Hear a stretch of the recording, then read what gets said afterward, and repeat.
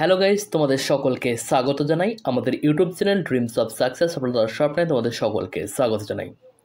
তো বন্ধুরা, আজকের এই ভিডিওটির মাধ্যমে আমরা আলোচনা করব গুরুত্বপূর্ণ কিছু জেনারেল নলেজের প্রশ্নোত্তর নিয়ে, যেগুলি তোমাদের আপকামিং ডাব্লিউপি কনস্টেবল তার সাথে ফুড এসআই এই সমস্ত পরীক্ষার জন্য বিশেষভাবে গুরুত্বপূর্ণ। তাই তোমরা ভিডিওটি অবশ্যই শেষ পর্যন্ত দেখে যাবে। প্রত্যেকটা প্রশ্ন নিজেরা প্রথমে উত্তর দেওয়ার চেষ্টা করবে এবং পরবর্তীতে আমাদের সাথে মিলিয়ে নেবে। তো চলো আর বেশি কথা না বাড়িয়ে শুরু করা যাক আজকের এই ভিডিও। কোন বিদ্রোহকে ভারতের প্রথম স্বাধীনতা সংগ্রাম বলা হয়?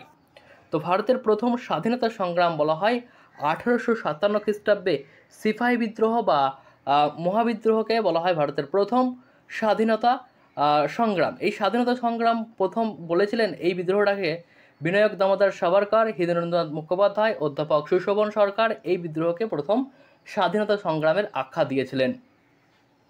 কারণ এই বিদ্রোহে যত সিপাহী অংশগ্রহণ করেছিল তার তুলনায় অনেক বেশি কিন্তু সাধারণ মানুষ এই যে বিদ্রোহ, সিপাহী বিদ্রোহ 1857 সালে সেই বিদ্রোহে কিন্তু অংশগ্রহণ করেছিল। তাই আমাদের ভারতের প্রথম স্বাধীনতা সংগ্রাম বলা হয় 1857 সালে হয়ে যাওয়া সিপাহী বিদ্রোহকে, যার অপর নাম মহাবিদ্রোহ। তো চলো পরবর্তী প্রশ্নটি আমরা দেখে নেব। 2 নম্বর প্রশ্ন এখানে দেখতে চাও, স্ত্রী শিক্ষা বিস্তারের জনক কাকে বলা হয়? স্ত্রী শিক্ষা বিস্তারের জনক বলা হয় আমাদের ঈশ্বরচন্দ্র বিদ্যাসাগরকে। তিনি 1849 খ্রিস্টাব্দে বেথুন সাহেবের সহযোগিতায় গঠন করেন female juvenile society. Female juvenile society প্রতিষ্ঠা করেছিলেন আমাদের ঈশ্বরচন্দ্র বিদ্যাসাগর 1849 খ্রিস্টাব্দে বেথুন সাহেবের সহযোগিতায়। তো এখানে আমাদের সঠিক উত্তরটি হয়ে গেল অপশন বি। এবং তিনি বালিকাদের জন্য 35টি বালিকা বিদ্যালয় স্থাপন করেছিলেন। নেক্সট 3 নম্বর প্রশ্নটি এখানে দেখতে চাও, সতীদাহ প্রথা কে নিষিদ্ধ করেন? সতীদাহ প্রথা কে নিষিদ্ধ করেন? তো সতীদাহ প্রথাটি নিষিদ্ধ করেছিলেন Lord William Bentinck. Lord William Bentinck সতীদাহ প্রথা নিষিদ্ধ ঘোষণা করেন রামমোহন রায়ের প্রচেষ্টায়। লর্ড উইলিয়াম বেন্টিং 1829 খ্রিস্টাব্দে এই যে সতী প্রথা সেটা কিন্তু নিষিদ্ধ করে। নেক্সট 4 নম্বর প্রশ্ন দেখো, আল বিরুনি রচিত গ্রন্থটির নাম কি? আল বিরুনি রচিত গ্রন্থটির নাম কি? তো আল বিরুনি রচিত গ্রন্থ হচ্ছে কিতাবুল হিন্দ। কিতাবুল হিন্দ গ্রন্থটি রচনা করেছেন আল বিরুনি। নেক্সট 5 নম্বর প্রশ্নটা এখানে দেখতে পাচ্ছ তোমরা, কোন ভারতীয় রাজার সাম্রাজ্য ভারতের বাইরে বিস্তৃত ছিল? তো ভারতের বাইরে বিস্তৃত ছিল যে রাজার সাম্রাজ্য সেটি হচ্ছে অপশন ডি আমাদের কনিষ্ক ও চন্দ্রগুপ্ত মৌর্য উভয়েরই কিন্তু সাম্রাজ্য সেটা কিন্তু ভারতের বাইরে বিস্তৃত ছিল। কনিষ্কের সাম্রাজ্য তাজিকিস্তান, দক্ষিণ উজবেকিস্তান এবং পাকিস্তানের উত্তর পশ্চিম পর্যন্ত বিস্তৃত ছিল। আর আমাদের চন্দ্রগুপ্ত মৌর্যর যে সাম্রাজ্য সেটা কিন্তু সেলুকাসকে পরাজিত করে তিনি সিন্ধু নদীর পশ্চিমের অংশ অধিকার করেছিলেন। এটা কিন্তু তোমরা মনে রেখো। নেক্সট 6 নম্বর প্রশ্নটা দেখো, হিন্দু পেট্রিয়টিক পত্রিকার সম্পাদক কে ছিলেন? হিন্দু পেট্রিয়টিক পত্রিকার সম্পাদক ছিলেন হরিশ্চন্দ্র মুখোপাধ্যায়। হরিশ্চন্দ্র মুখোপাধ্যায় হিন্দু পেট্রিয়টিক পত্রিকার সম্পাদক ছিলেন। এই যে হিন্দু পেট্রিয়টিক পত্রিকা সেখানে কিন্তু ব্রিটিশদের হাতে যে নীল চাষিদের অত্যাচার সেই অত্যাচারকে কিন্তু তুলে ধরেছিলেন এই পত্রিকায়। নেক্সট 7 নম্বর প্রশ্নটা দেখো, মর্লে মিন্টো সংস্কার কত সালে হয়? মর্লে মিন্টো সংস্কার কত সালে হয়? তো মর্লে মিন্টো সংস্কার 1909 সালে হয়। Option C is the right answer. এই মর্লে মিন্টো সংস্কার আইনটি কিন্তু আমাদের ইন্ডিয়ান কাউন্সিল অ্যাক্ট হিসাবেও পরিচিত। এটা কিন্তু অনেক সময় আসে। নেক্সট 8 নম্বর প্রশ্ন দেখো, 1916 সালে বাল গঙ্গাধর তিলক কোথায় হোম রুল লীগ গঠন করেছিলেন? 1916 সালে বাল গঙ্গাধর তিলক কোথায় হোম রুল লীগ গঠন করেছিলেন? তো 1916 সালে বাল গঙ্গাধর তিলক হোম রুল লীগ গঠন করেছিলেন পুনেতে। পুনেতে 1916 সালে বাল গঙ্গাধর তিলক হোম রুল লীগ গঠন করে। এবং 1920 সালে সারা ভারত হোম রুল লীগের যে সভাপতি সেটা কিন্তু নির্বাচিত হয়েছিল আমাদের মহাত্মা গান্ধী। এটা কিন্তু অনেক সময় আসে। তো মহাত্মা গান্ধী কবে হোম রুল লীগের সভাপতি হিসেবে নির্বাচিত হয়েছিল? তো সেটা হচ্ছে 1920 সালে। নেক্সট 9 নম্বর প্রশ্ন এখানে দেখতে পাচ্ছ, কোন সালে মহাত্মা গান্ধী দক্ষিণ আফ্রিকা থেকে ভারতে ফিরে এসেছিলেন? তো মহাত্মা গান্ধী দক্ষিণ আফ্রিকা থেকে ভারতে ফিরে এসেছিলেন 1915 খ্রিস্টাব্দে। দক্ষিণ আফ্রিকা থেকে ভারতে ফিরে আসে আমাদের জাতির জনক মহাত্মা গান্ধী। 21 বছর তিনি দক্ষিণ আফ্রিকায় বসবাস করেছেন। 1914 সালে 18 জুলাই গান্ধীজি ভারতের উদ্দেশ্যে রওনা হয়েছিলেন। দক্ষিণ আফ্রিকা ছাড়া পর 1915 সালে 9 জানুয়ারি তিনি মুম্বাইয়ে এসে পৌঁছান। এবং এই যে গান্ধীজি ভারতে যে পদার্পণ করলো, সেই পদার্পণের দিনটাকে অর্থাৎ যে 9 জানুয়ারি এই দিনটাকে কিন্তু স্মরণীয় করে রাখতে প্রতি বছর এই দিনটি প্রবাসী ভারতীয় দিবস হিসেবে পালন করা হয়। এটা কিন্তু একটু মনে রেখো। নেক্সট 10 নম্বর প্রশ্নটা দেখতে পাচ্ছ, ক্রিপস মিশনকে কে একটি পোস্ট ডেটেড চেক বলে অভিহিত করেন? ক্রিপস মিশনকে কে একটি পোস্ট ডেটেড চেক বলে অভিহিত করেছিলেন? তো এখানে আমাদের সঠিক উত্তরটি হবে option A, Mahatma Gandhi Cripps মিশনকে একটি পোস্ট ডেটেড চেক বলে অভিহিত করেন। স্যার স্যাফোর্ড ক্রিপস ছিলেন এই মিশনের প্রধান। নেক্সট, আয়তনের বিচারে পৃথিবীতে ভারতের স্থান কততম? তো আয়তনের বিচারে পৃথিবীতে ভারতের স্থান হচ্ছে সপ্তমতম, অর্থাৎ option D is the right answer. Next 12 নম্বর প্রশ্ন দেখতে, পৃথিবীর দ্বিতীয় উচ্চতম শৃঙ্গ কোনটি? তো পৃথিবীর দ্বিতীয় উচ্চতম শৃঙ্গটি হচ্ছে গডউইন অ্যাস্টিন বা K2। এই গডউইন অ্যাস্টিনের উচ্চতা হচ্ছে 8611 মিটার। 8611 মিটার হচ্ছে আমাদের K2 বা গডউইন অ্যাস্টিনের তোমার উচ্চতা 8611 মিটার। নেক্সট, ভারতের একটি অন্তর্বাহী নদী হলো কি? ভারতের একটি অন্তর্বাহী নদী হচ্ছে লুনি নদী, option B is the right answer. Next 14 নম্বর প্রশ্ন এখানে দিচ্ছ, ভারতের জলবায়ু কীরূপ প্রকৃতির? ভারতের জলবায়ু কীরূপ প্রকৃতির? তো ভারতের জলবায়ু মূলত ক্রান্তীয় মৌসুমী। ক্রান্তীয় মৌসুমী হচ্ছে আমাদের ভারতের জলবায়ু।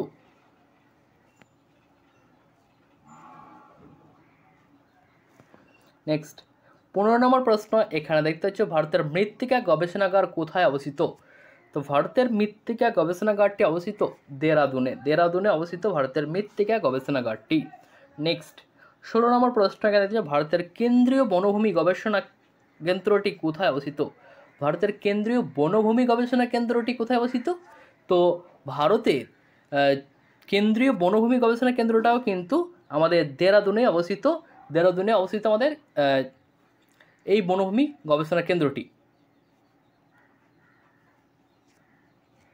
নেক্সট 17 নম্বর প্রশ্ন, ধান উৎপাদনে ভারতের কোন রাজ্য প্রথম স্থান অধিকার করে?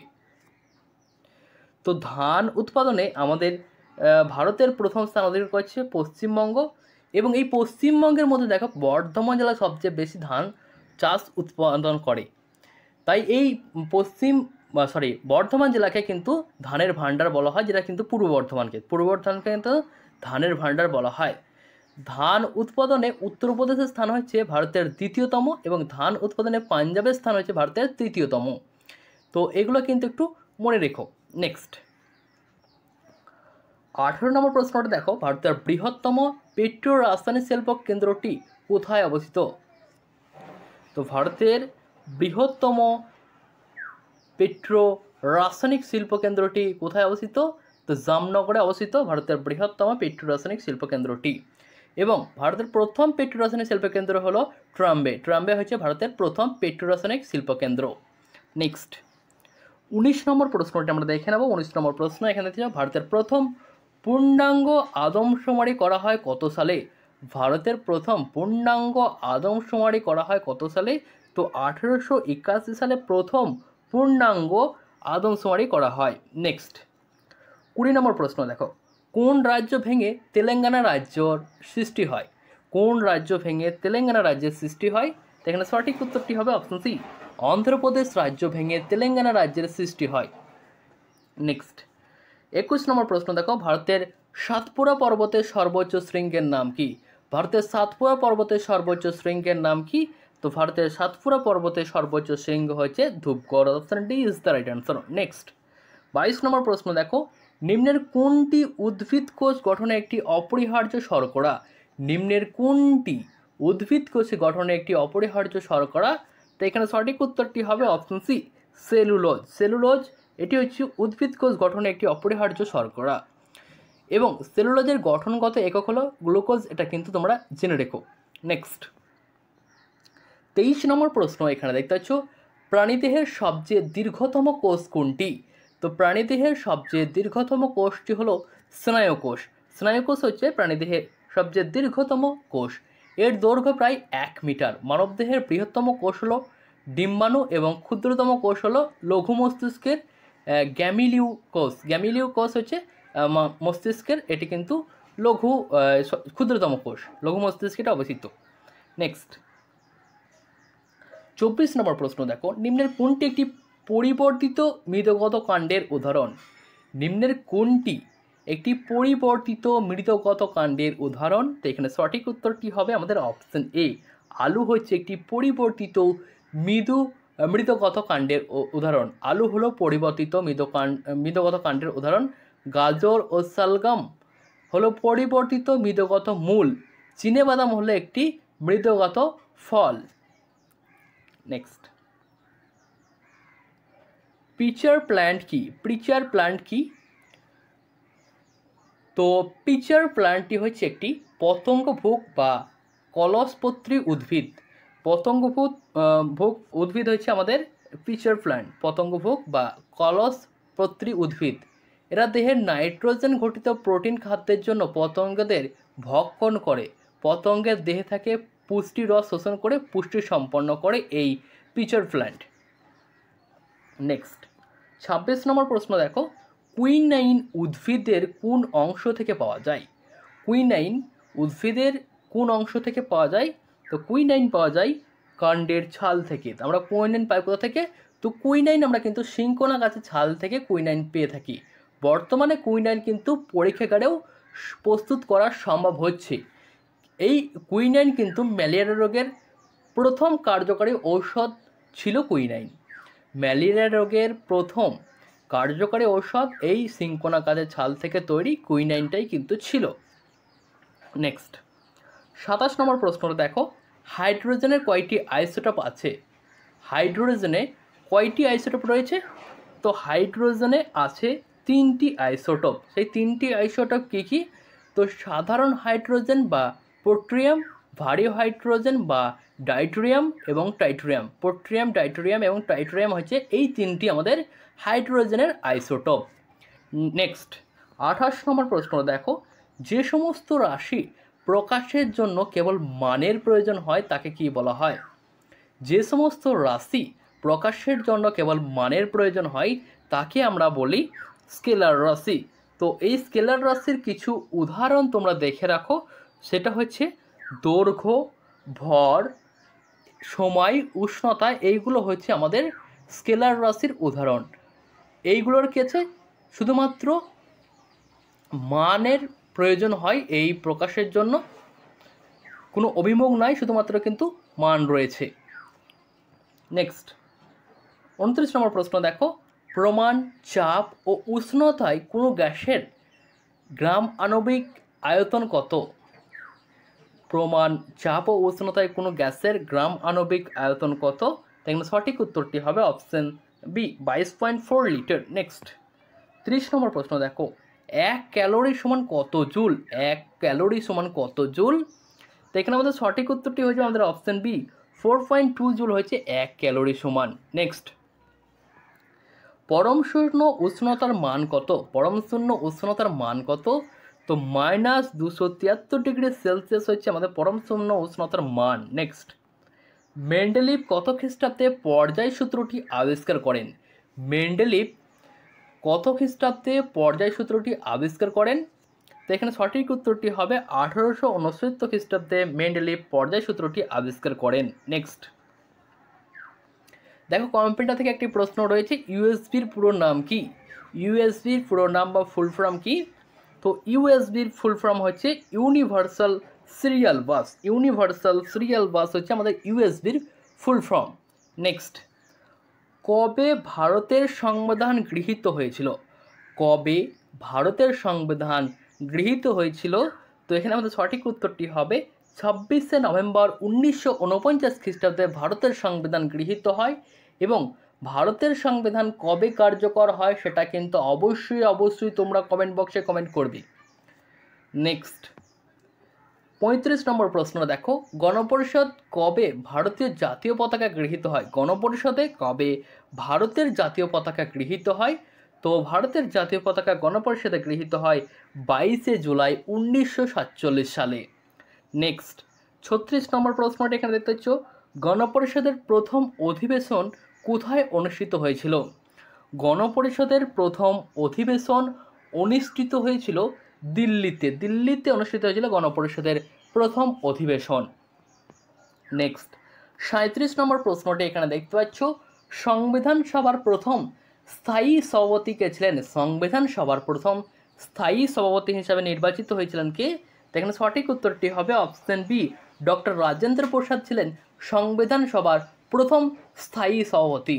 নেক্সট 38 নম্বর প্রশ্ন দেখো, ভারতীয় সংবিধানের প্রস্তাবনার ধারণাটি সর্বপ্রথম কে উত্থাপন করেন? ভারতীয় সংবিধানের প্রস্তাবনার ধারণাটি সর্বপ্রথম কে উত্থাপন করেন? তো এখানে আমাদের সঠিক উত্তরটি হয়ে যাবে option A, Jawaharlal Nehru. Next, ভারতীয় সংবিধানের প্রস্তাবনা ধারণাটি কোন দেশের সংবিধান থেকে গৃহীত হয়েছে? তো ভারতীয় সংবিধানের প্রস্তাবনা ধারণাটি গৃহীত হয়েছে মার্কিন যুক্তরাষ্ট্র থেকে, অর্থাৎ option C is the right answer. Next 40 নম্বর প্রশ্ন, ভারতের অর্থ কমিশন কত বছর অন্তর গঠিত হয়? ভারতের অর্থ কমিশন কত বছর অন্তর গঠিত হয়? তো এখানে সঠিক উত্তরটি হয়েছে আমাদের অপশন সি, প্রতি 5 বছর অন্তর ভারতের অর্থ কমিশন গঠিত হয়। নেক্সট 41 নম্বর প্রশ্নটি আমরা দেখে নেব, স্মার্ট মানি কথাটি কোন ক্ষেত্রে ব্যবহৃত হয়? স্মার্ট মানি কথাটি কোন ক্ষেত্রে ব্যবহৃত হয়? তো এই কথাটি ব্যবহৃত হয় ক্রেডিট কার্ডের এই ক্ষেত্রে, অর্থাৎ option A is the right answer. তো তোমরা কমেন্ট করে জানাবে প্লাস্টিক মানি কোনগুলোকে বলা হয় বা কাকে বলা হয় প্লাস্টিক মানি। নেক্সট 42 নম্বর প্রশ্নটি দেখো, সংবিধান কোন সংশোধনী অনুযায়ী পঞ্চায়েত ব্যবস্থা চালু হয়েছিল? সংবিধানের কোন সংশোধনী অনুযায়ী পঞ্চায়েত ব্যবস্থা চালু হয়েছিল? তো এখানে আমাদের সঠিক উত্তরটি হয়ে যাবে অপশন বি, 73তম সংবিধান সংশোধনের মাধ্যমে পঞ্চায়েত ব্যবস্থা চালু হয়। নেক্সট, জাতীয় প্ল্যানিং কমিশন কোন সালে স্থাপিত হয়? জাতীয় প্ল্যানিং কমিশন কোন সালে স্থাপিত হয়? এখানে সঠিক উত্তরটি হবে 1950 সালে জাতীয় প্ল্যানিং কমিশন গঠিত হয় বা স্থাপিত হয়। নেক্সট, আন্তর্জাতিক যোগ দিবস কবে পালিত হয়?